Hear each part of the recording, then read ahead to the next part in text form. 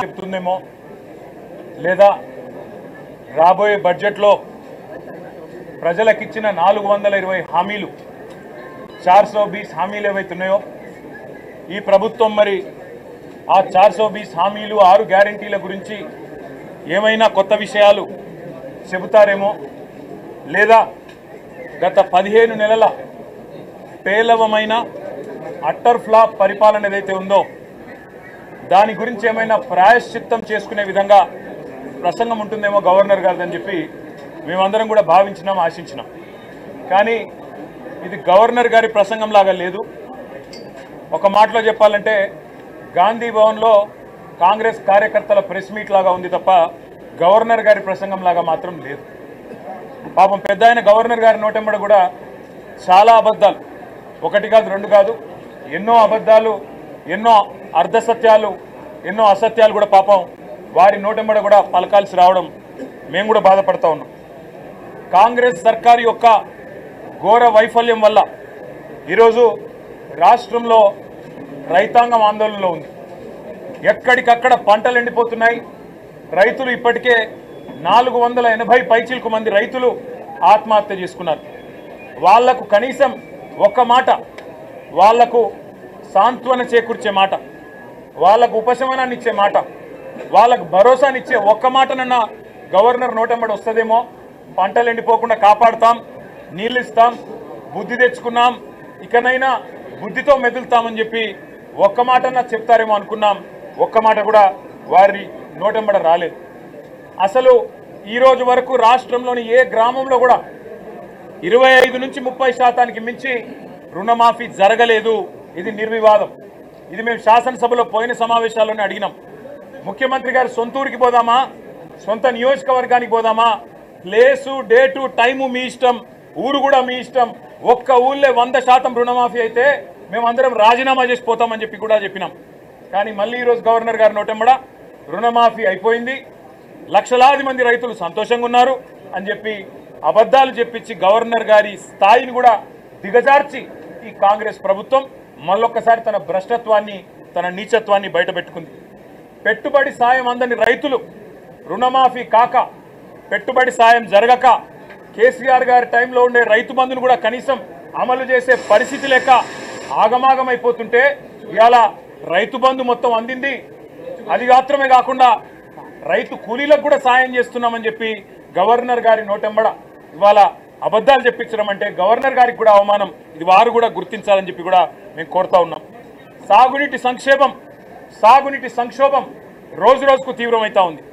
కేవలం కేసీఆర్ గారి మీద గుడ్డి ద్వేషంతో, మా పార్టీ మీద గుడ్డి కోపంతో అక్కడ మేడిగడ్డను రిపేర్ చేయకుండా 15 నెలలు ఎండబెట్టడం వల్ల ఇవాళ మొత్తం గోదావరి పరివాహక ప్రాంతంలో ఎండిపోతున్న ప్రతి ఎకరా పంటకు బాధ్యత తీసుకోవాల్సింది రేవంత్ రెడ్డి అనే ఈ ముఖ్యమంత్రి. రేవంత్ రెడ్డి అనే చేతగాని ముఖ్యమంత్రి వల్ల ఈరోజు రాష్ట్రంలో లక్షలాది ఎకరాల్లో పంటలు ఎండిపోతుంటే, ఆ పంట ఎండిపోయి అవస్థలు పడుతున్న రైతులు, తమ పొలాన్ని నిప్పు పెట్టుకుంటున్న రైతులు, తమ పొలంలో ఇలా గొర్రెలను మేకలను మేపుతున్న రైతులు వాళ్ళు ఎదురు చూసిండ్రు గవర్నర్ గారి ప్రసంగం నుంచి.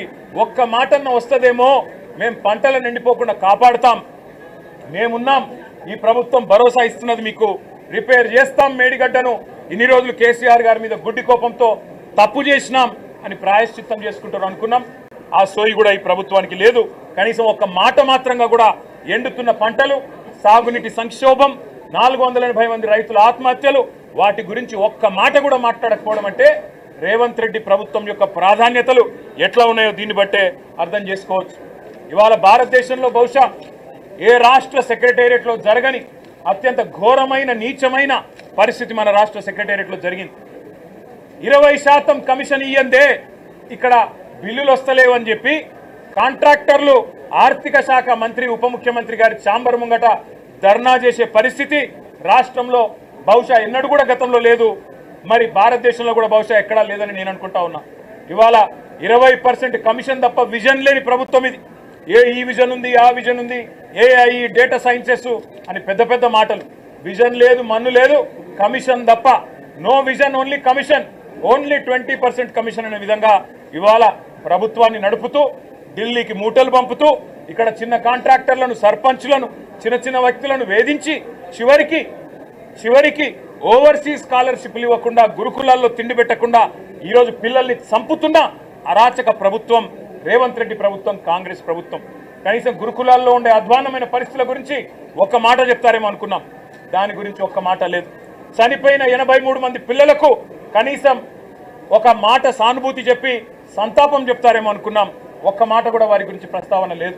అదే మాదిరిగా ఇంకా విచిత్రం, 10 ఏళ్లలో కేసీఆర్ గారి ప్రభుత్వం ఆనాడు 4,17,000 కోట్ల అప్పు చేస్తే 4,17,000 కోట్ల అప్పు చేస్తే అంటే సంవత్సరానికి 41,000 కోట్ల అప్పు చేస్తే అప్పులను గుండె బాదుకున్న కాంగ్రెస్ సన్నాసులు ఇవాళ ఒక్క సంవత్సరంలో 1,62,000 కోట్ల అప్పులు తెచ్చిన విషయం ఒక మాట చెప్తారేమో అనుకున్నాం. సరే, కేసీఆర్ ప్రభుత్వం కొత్తగా ఏర్పడ్డ తెలంగాణకు ఒక బలమైన పునాది వేయాలని బ్రహ్మాండమైన పథకాలు, రైతులకు వ్యవసాయానికి మాత్రమే 10 ఏళ్లలో కేసీఆర్ ప్రభుత్వం ఖర్చు పెట్టింది దాదాపు 4.5 లక్షల కోట్లు. రైతు బంధు రూపంలో 73,000 కోట్లు, రుణమాఫీ రూపంలో 28,000 కోట్లు, ఇరిగేషన్ ప్రాజెక్టుల రూపంలో, అదేవిధంగా వ్యవసాయ పనిముట్ల రూపంలో, మెకనైజేషన్ రూపంలో, డ్రిప్ రూపంలో, సబ్సిడీల రూపంలో, ఉచిత విద్యుత్ రూపంలో మొత్తం 4.5 లక్షల కోట్ల రూపాయలు తెలంగాణలోని 70 లక్షల మంది రైతులకు ఇవ్వడం వల్ల ఇవాళ భారతదేశంలో తెలంగాణ వరిధాన్యం ఉత్పత్తిలో నెంబర్ 1 అయ్యింది. కానీ ఇవాళ గవర్నర్ గారి ప్రసంగంలో ఏం చెప్పుకుంటున్నారు? భారతదేశం